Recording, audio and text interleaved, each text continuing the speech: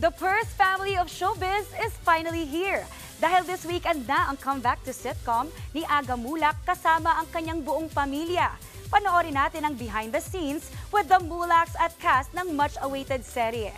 Nasa frontline ng balitang yan, si MJ Marforty. It's a family reunion like no other ang eksena. Moments before the grand media con ng inaabangang sitcom ng mga Mulak, ang The Purse Family.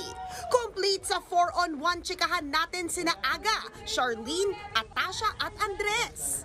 Ang padre de pamilya na si Aga Mulak na OG sitcom king na minahal natin mula pa ng Okidokidok, hands-on sa creatives ng show. Kasama ang co-stars sa sina Bayani Agbayani at Roderick Paulate at ang OG writers niya noon. Finally, parang binalik nila yung dati, no? And I'm hoping really that they na magustuhan nila at ma-enjoy nila because ang sitcom is ganun lang talaga, no? Pampatawa talaga, nakakatawa, simple lang, nothing really complicated.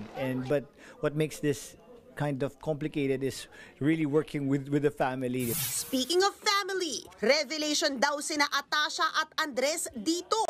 Ang kambal kasi, aba, all out din sa pagpapatawa. Bisa ako nga nagkakamali eh.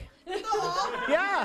Oh, natatake to ako para kasi natingin ako, parang dad, ikaw na yan. Ako pala yung may line, parang ganoon, di ba? Titig siya sa mga bata kasi.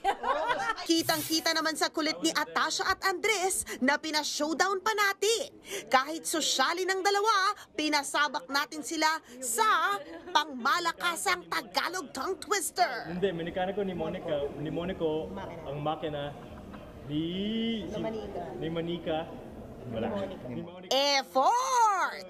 Pero si Andres, tinotodo na talaga ang pananagalog dahil ipupush niya na rin talaga ang showbiz like Atasha. Bakit marunong naman ako magtagalog Pero so yeah, bawat eksena makikita mo yung mga excitement, yung energy, yung dynamic between me and Tash. Not only that, between us as a family.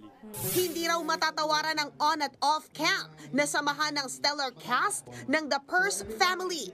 Kaya hindi na raw nakatanggi si Roderick sa kanyang sitcom comeback. Kasama rin sa show ang iconic na si Ces Quesada. Pero talagang it adds flavor kapag mga kaibigan mo yung kasama mo. Yeah, na, you alam can mo, second guess what they're thinking, you know. Sometimes it goes beyond the script, nanganganak.